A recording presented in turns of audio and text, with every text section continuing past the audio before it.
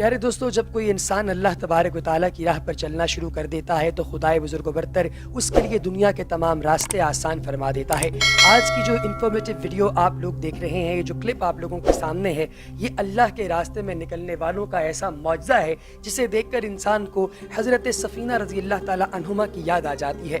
दोस्तों, हज़रत सफ़ीना सरकार दो आलम सल्लल्लाहु अलैहि वसल्लम के वो वाले मुलाजिम थे, वो वाले नौकर थे, वो सच्चे सहाबी थे जो कि ताबईन और तबा ताबईन के दौर तक उनका सामान उठाकर आगे बढ़ते रहे। और एक दफ़ा जंगल के अंदर जब एक शेर, एक खूनखार शेर उन पर हमला करने की नीयत से आया तो आपने अपना तारुफ करवाया कि मैं सरकार का उम्मती हूँ और मैं सहाबा किराम रिज़वानुल्लाह ताला अलैहिम अजमईन समेत तमाम लोग जो कि सरकार के दौर में मौजूद थे उनका सामान उठाया करता था।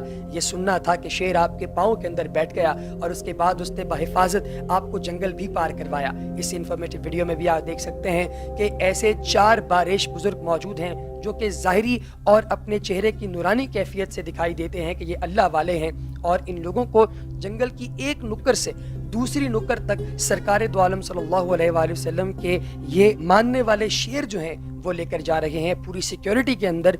और इनमें से ये 2 शेर, इनमें से एक मादा शेरनी है और एक शेर है।